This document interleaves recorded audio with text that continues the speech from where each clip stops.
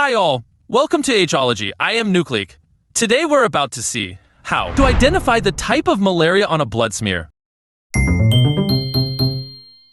First off, we will see how to identify Plasmodium falciparum on a blood smear. 1. High-grade parasitemia. 2. Crescent-shaped gametocytes.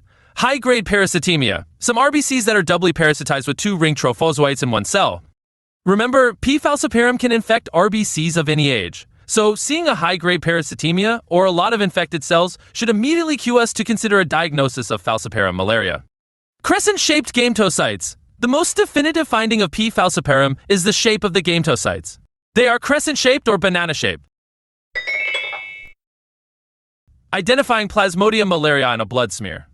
Plasmodium malaria can be identified by its 3 unique characteristics. 1.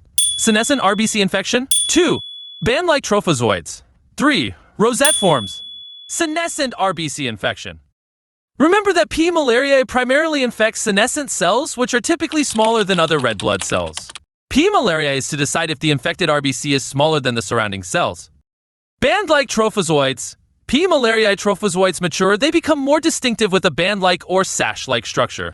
This is unique to malaria. Rosette forms. Lastly, we may find merozoites lined up around the perimeter of the schizon with pigment in the center. This is called the rosette form of P. malariae malaria. Identifying Plasmodium ovale on a blood smear. Let's consider Plasmodium ovale. There are 4 main features that will be useful to consider when looking at the blood smear. 1. Reticulocyte infection. 2. Schaffner's dots. 3. Oval shape. 4. Feathering. Reticulocyte infection.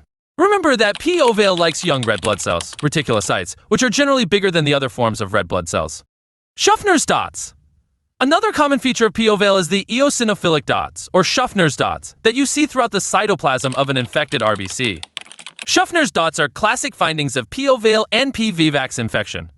Oval shape. Schaffner's dots will distort the parasitized RBC into an oval, giving P. ovale its distinctive namesake shape. Feathering. Lastly, close inspection of an RBC infected with P. ovale reveal the cell's edges are feathered. Identifying Plasmodium vivax on a blood smear. Finally, let's look at the second most common type of malaria worldwide, Plasmodium vivax. There are 3 things to look for in blood smears with P. vivax infection. 1. Reticulocyte infection. 2. Schaffner's dots. 3. Absence of RBC shape changes. Reticulocyte infection.